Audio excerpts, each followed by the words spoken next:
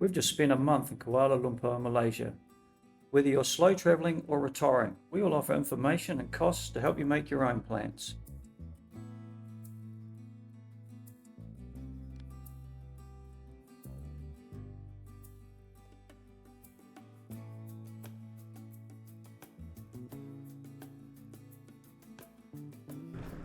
Hi, we're Baz and Tracey, a couple from New Zealand, and we decided to sell all our positions and retire early. So follow us for helpful advice, whether you're looking to slow travel or retire, as we spend 1 month in each destination.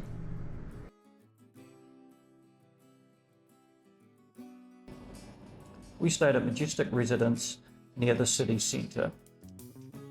The building was handily located next to Quill City Mall, which had all the amenities and the local MRT station for transport around the city. The big bonus of this was obviously the infinity pool on the 31st floor with stunning views, and then up a flight of stairs we hit the gym, full weight set, free weights, yoga room, and running machines and exercycles, once again with views of the city.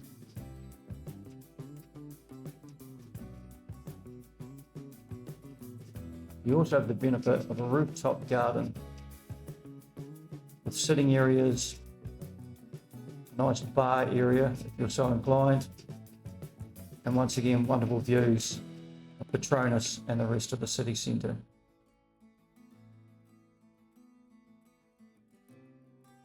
Our apartment was a 1 bed with a separate bathroom,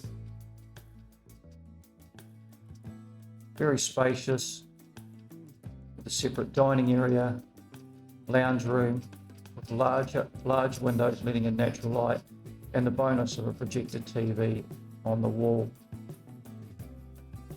A fully functioning kitchen with a great sized fridge, an induction cooktop, and a washer dryer finished it off. A great stay. So we found eating at local restaurants fantastic. We did use the kitchenette to make breakfast some days, but other than that we enjoyed the local roti, the most common breakfast in Malaysia. We loved watching the expert chef cook roti fresh, and they serve this generally with a bowl of dal, and it's called roti chennai. One he's making now has egg, which I tried, but I didn't love it quite so much. So back to roti chennai it was, and it became a daily favourite. The other common one is roti kaya, which kaya is a jam made from sugar, eggs, and a little bit of pandan. It's very sweet though, which you might enjoy. And I drank good black coffee every day with mine. The local supermarket is fully stocked with a lot of Western produce. You can find your coffee and tea.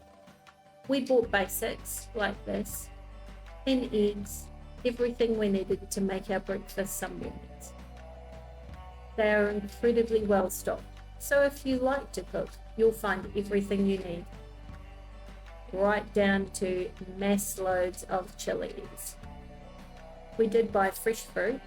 They had everything you could think of, including blueberries, one of my favorites. They have some unusual produce like dried shrimp, but for even more unusual produce, hitting the local wet markets is a lot of fun. This young man was grinding coconut fresh.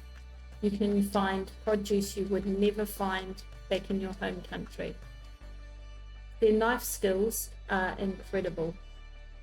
Watching them prepare carcasses of chicken, lamb, or beef is part of the adventure, as is eating at street markets. If you're concerned about eating food like this, make sure you watch, and if you want things cooked a little longer, you can indicate that. But we weren't sick at all. Their satay is exceptional. The satay sauce is nutty, sweet, savoury, and there's quite a bit of heat, but not too much that you don't want to try things. The same is true of their curry sauces, which they serve with mutton masala and their national dish, which is nasi lemak. Served with coconut rice, sambal, protein in the way of chicken or fish or mutton, and you can have egg, and there's some cucumber on the side. I enjoy a good coffee daily, but the cafes were really quite expensive compared to their coffee kiosks in the mall, so I got a takeaway coffee and we had treats instead. Chinese cuisine is a large part of their culture, so we enjoyed clay pot chicken, fresh noodles, and watching the expertise of the chefs is part of the experience. They are rapid. They are serving huge numbers of people daily, and they move at a pace that makes it look like we've sped up the video, but we have not.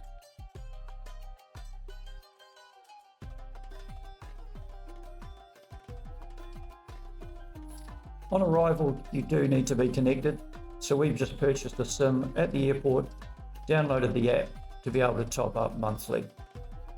Getting around the city was relatively easy. There's connecting bridges over roads throughout the city, making it nice and easy and fairly walkable.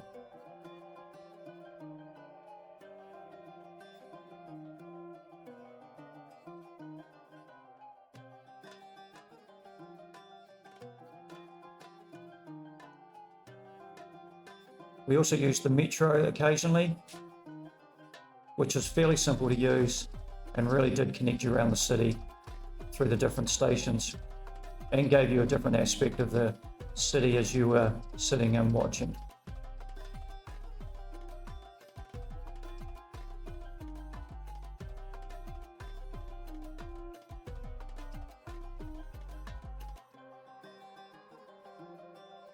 And of course, the best way for us to travel was we downloaded the Grab app and just traveled the city door to door. It was very convenient and very inexpensive for the distances we traveled. Once again, download the app and away you go.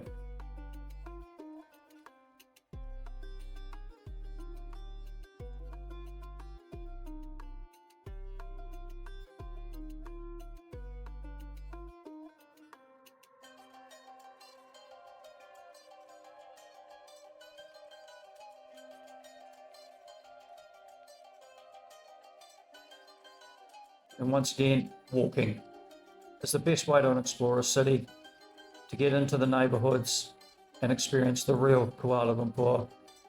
There are numerous parks if you want a bit of shade, and then you've also got the connecting air-conditioned walkways which connect primarily the big malls in the city. Some underground, some above ground, but fully air-conditioned. The malls have all the essentials that you need, not only for shopping, but pharmacies. We've noticed some have optometrists, dentists, so all your services are in the malls. So being handy located to one makes life a lot easier when staying in Kuala Lumpur. Most of them also have a fantastic food court for cheap eats, which we used some days just to keep the costs down.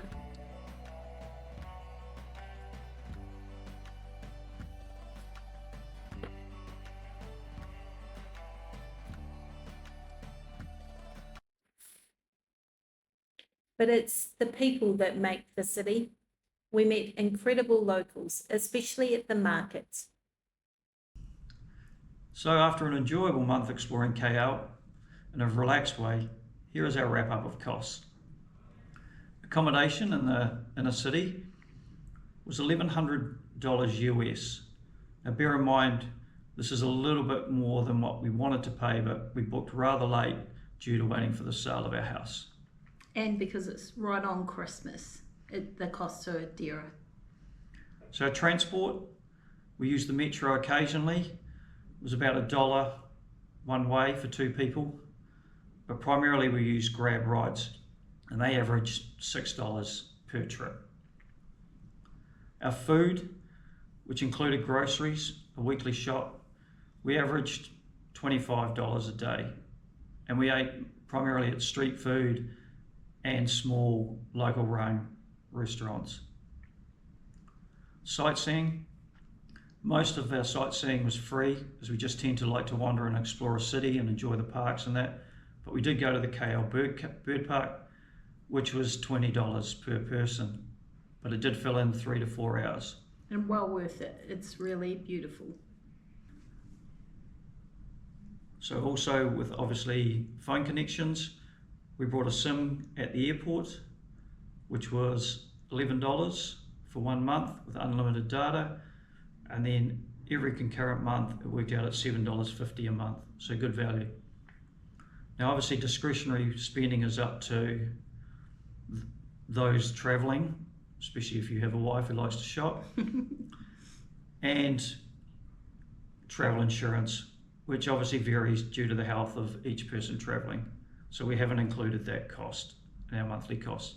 So our total is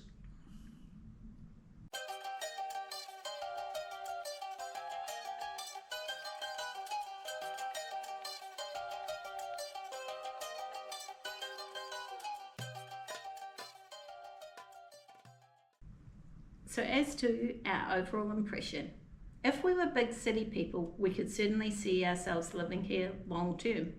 It's very livable, there's a great multicultural vibe, it's very safe, it's very walkable, and there's incredible food at reasonable prices, especially if you go to the local markets. So we certainly see that it would have appeal for many people. Proximity to local shopping and transportation like the metro is really important because there's high rainfall and humidity. It's also very, very warm, so a lot of people find respite in the malls and the walkways around the city. So if you could find the right location and you enjoy that big city atmosphere with lots going on and the hustle and bustle, you would certainly enjoy KL. But for us, we like places with a lot more green space, so we're heading off by train to Ipoh, one of Malaysia's beautiful gems. It has a much more natural feel, so we're looking forward to that. So join us on our next stage.